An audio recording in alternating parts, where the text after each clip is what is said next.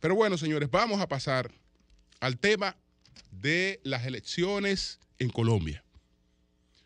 Colombia ha quedado entrampada ha quedado Colombia entre dos populismos. Ahora se va a un debate el próximo 15 entre populismo de izquierda y populismo de derecha, pero dos populismos. Y los populismos, ninguno son opciones que realmente convengan a las sociedades, aunque las sociedades lo voten masivamente.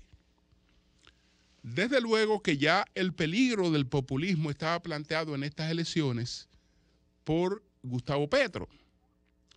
Pero ¿qué es lo que pasa con un polarizador populista? Que él no solo levanta su voto, sino que también levanta el voto contrario. La aparición de una figura que polariza al extremo que lo hace Gustavo Petro, entonces llama a las sociedades a mirar hacia otros extremos. Fico Gutiérrez, el candidato más moderado y racional que había en este proceso, se quedó en el medio y no quiso girar hacia los extremos. Además, él tenía algunas limitaciones para girar hacia los extremos, que no la tiene este caballero que ha resultado ganador de las elecciones, el señor Roberto Hernández. El señor Roberto Hernández sacó un 28%. Fico Gutiérrez se quedó con un 23% y el señor Petro sacó un 40%. Con Petro, ninguna sorpresa. Todas las encuestas establecieron claramente que él se quedaba en un 40%. Que lo que se discutía en Colombia era quién iba a competir con él el próximo 15. Y ya se estaba advirtiendo un crecimiento extraordinario en el caso de Rodolfo Hernández. ¿Cuál es la ventaja de Rodolfo Hernández frente a Fico Gutiérrez?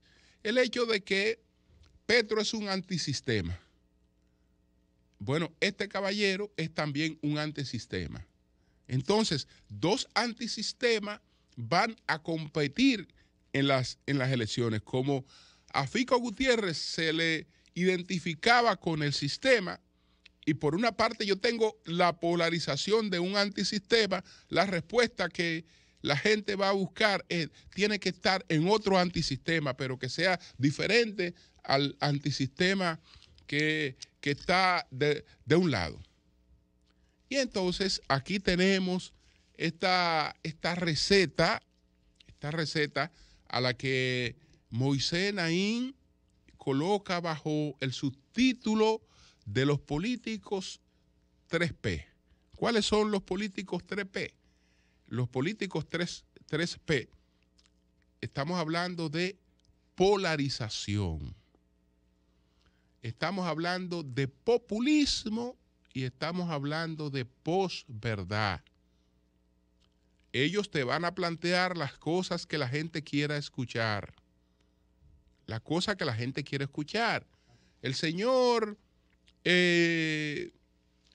Petros va a romper con el carácter extractivo de la economía colombiana. Es decir, hemos tenido una economía que ha creado desigualdades. Yo voy a romper con eso porque lo que resulta es que esta economía siempre ha tenido un criterio extractivista. Y él va a romper con ese criterio extractivista. Me parece que en eso él está orientado por una obra que se titula, que se publicó hace algunos años y se titula ¿Por qué fracasan los países? Esa obra cuyos autores son Daron Acemoglu y James A. Robinson. Ellos plantean y lo cito por lo del el carácter extractivista de la economía a la que se refiere Petro, son ellos los que introducen en esta obra esto de la crítica al carácter extractivista de las economías que han reproducido pobreza y desigualdad. Naturalmente, ellos al enfocar cuáles países han progresado y cuáles países se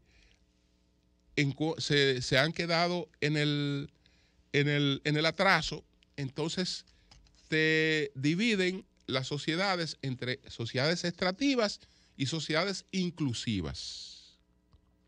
Sin embargo, las sociedades inclusivas no son las que representan a un candidato como Petro, porque esas sociedades inclusivas a las que se refieren los autores de por qué progresan las naciones, hay un respeto a los contrapesos del Estado. Es decir, que estamos hablando de sociedades democráticas. Estamos hablando de sociedades democráticas en las que el liderazgo está contrapesado, es decir, está frenado por los límites que impone la institucionalidad. Entonces, un candidato como Petro tiene unas proyecciones a salirse de los canales de la institucionalidad. ¿Por qué? Porque vamos a buscar las recetas que han sido las más exitosas en el mundo. Tenemos el caso del señor Bukele, que no es otra cosa que un imitador de esas recetas. Porque, ¿quiénes son los paradigmas? Bueno, hay un señor que se llama Víctor Orbán en Hungría, encabezando lo que él mismo ha llamado como una revolución iliberal. Hay un señor que se llama Rodrigo Duterte. Ese Rodrigo Duterte está en Filipinas. Hay otro señor, Tayyip Erdogan, que ese está en Turquía. Entonces estos señores han cultivado una gran popularidad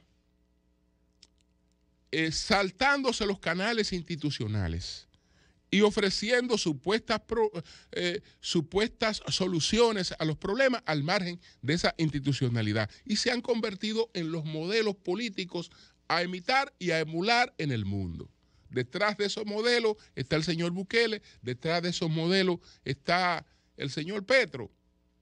Este señor que les rivaliza se les relaciona más con el modelo Trump, el señor Hernández, el que se va a enfrentar a Gustavo Petro.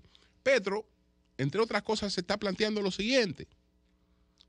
Él va a suspender toda la explotación de petróleo y de gas y de carbón en Colombia. Porque él va a entrar en una sociedad poscarbónica. Pero ese es el 50% de los ingresos que tiene Colombia por concepto de sus exportaciones. Bueno, él lo va a eliminar. Pero eliminando ese ingreso importante, él va a distribuir mayor riqueza. Es una cuestión que no cuadra por ninguna parte. Y además, en el momento en que nos encontramos con una guerra y una crisis de los combustibles y una serie de cosas, eso es una locura. Pero la gente no se detiene en este tipo de propuestas. La gente con todo este fanatismo que se crea en las redes sociales y en la polarización, la gente no se detiene a ver si lo que el loco está planteando se puede ejecutar. No. La gente no le importa esa vaina. Que todo lo que ese carajo esté hablando sea mierda. No le importa esa vaina. Si tiene un 40% del que nadie lo aparta, y entonces viene otro, por otra parte, a plantear una serie de cosas también extremas que no está en capacidad de realizarla, bueno, se decidirá en torno a uno de esos dos extremos. Hasta ahora, Petro tiene una ventaja. Nadie que ha sacado una ventaja de más de 2 dígitos en Colombia en una primera vuelta ha perdido la segunda vuelta. No obstante, está Fico Gutiérrez, sacó un 23, el señor Hernández tiene un 28. Ya Fico Gutiérrez anunció su apoyo a Hernández. Habrá que ver cómo puede consolidarse todo esto. Serán unas elecciones reñidas en las que hoy no hay pronóstico. Hoy no hay pronóstico, pero olvídese que cualquiera de las dos cosas que ocurran allí son fatales para Colombia, porque usted se quedó en medio de dos extremos que están diciendo lo que la gente quiere escuchar, pero lo que la gente quiere escuchar no es necesariamente lo que haga sintonía con la realidad y con las posibilidades reales de abordar los problemas. La gente votó por lo que quiere escuchar en Chile y ahora no quiere escuchar a quien usted votó, pero usted votó por eso. Votó por lo que quería escuchar en Perú y ahora no saben qué hacer con el loco que cogieron en Perú. Bueno, pero ustedes votaron por eso y estos son democracia. Son democracia. Entonces, ahí está Chile entrampada en esta situación con estos populismos.